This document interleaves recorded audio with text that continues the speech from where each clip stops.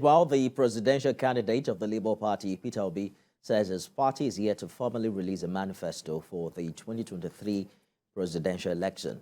Mr. Obi's comment was against the backdrop of a viral document circulated as his manifesto. In a tweet on Monday, Mr. Obi asked the public to disregard the document in circulation, saying he will personally release his manifesto at the appropriate time. On his official Twitter handle, he said, quote, "We have not formally released our manifesto. I will do so personally. It seems an earlier draft copy under review has made its way into the public space. Until I release the approved and final draft, please disregard what has been circulated," end quote. Mr. Obi is in the presidential race alongside other frontline candidates, including Asiwaju Bola Tinubu of the APC and Atiku Abubakar of the People's Democratic Party, among others. Less than a week after the US and UK governments released security advisories in Abuja, the federal government has again assured Nigerians that there is no cause for alarm. According to the National Security Advisor, the security situation is under control. He described as false and irresponsible the perception of heightened insecurity in Abuja as painted by the UK and the United States. Mr. Mungunu made the disclosure at a briefing after a Security Council meeting presided over by President Muhammadu Buhari at the State House. According to the NSA, the meeting basically was to discuss recent developments within the FCT and the scare caused by travel advisories and terror alerts issued by some foreign embassies and multinational organizations. He insisted that the alert was for American and British citizens and that the way it was released complicated the situation. He added that the country and the capital is safe, contrary to the alerts that has caused needless panic. The NSA advised Nigerians to go about their daily activities without fear, saying the security agencies are in control and that Nigeria is safe. The Chief of Defense Staff, General Lucky Rabo, also reassured Nigerians that security agencies are working round the clock. He also talked about arrests made recently, including the attackers of the military cantonment in Niger State. This, he says, shows the alertness of the Nigerian troops and security forces. The Minister of Foreign Affairs, Jeffrey Ogema, and Director General of the NIA, Ahmed Rufai Abubakar, say the country is in talks with foreign partners to intercept and quell any threat from outside the country and also to ensure adversaries from foreign missions do not destabilize or cause panic in the country. And let's talk now to security expert and former United States Army captain of the U.S. Army, Bish Johnson, who joins us live via Zoom. Mr. Johnson, let's begin with your reaction to what government has now termed as a responsibility on the part of foreign embassies, the way and manner they have gone with the travel advisories. Thank you and good evening good evening and thank you for having me. Look, what has happened is this is traditionally what the United States does. You know, whenever there is a credible intelligence that they believe is going to impact the lives of their citizens, they will advise their citizens to take precautionary measures. It's a tradition. It's something that they do not just only in Nigeria, but they've done it repeatedly in other countries.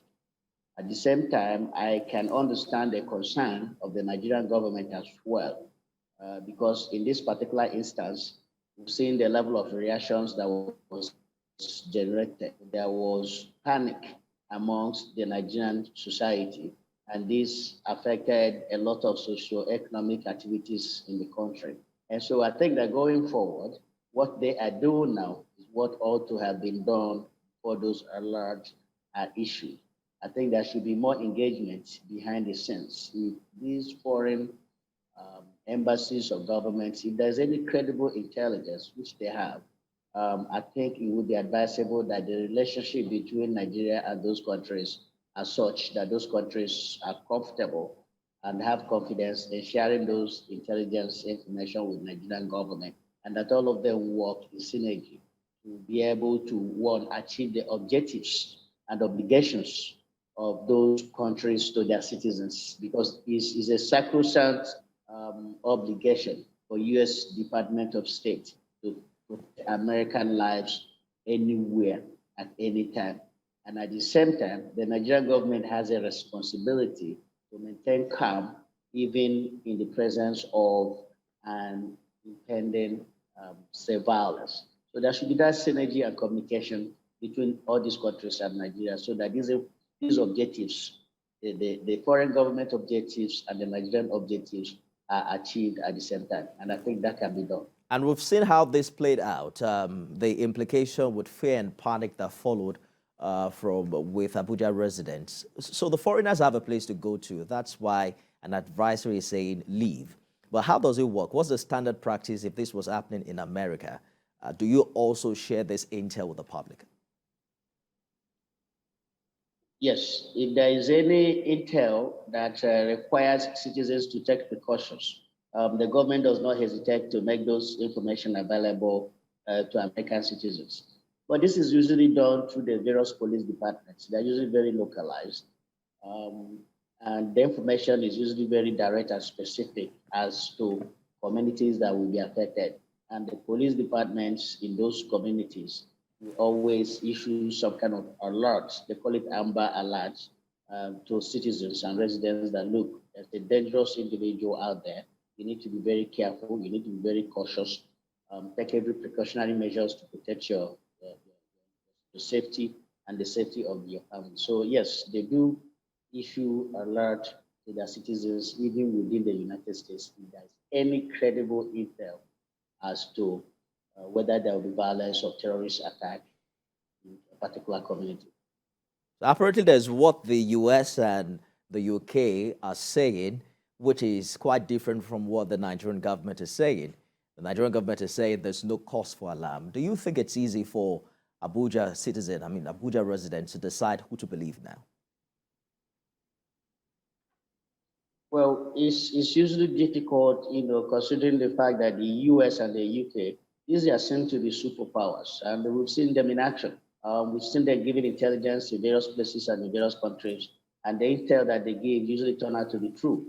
And so when you have this kind of warning coming from those countries, and I believe Canada also joined them, if you have this kind of alert coming out from those countries with with their level of sophistication in terms of intelligence gathering, both in terms of electronic and human intel gathering, and they come out and issue this kind of security alert in a country, a third world country for that matter, like Nigeria, it will be very difficult for Nigerian government to be able to maintain control as far as keeping the people calm.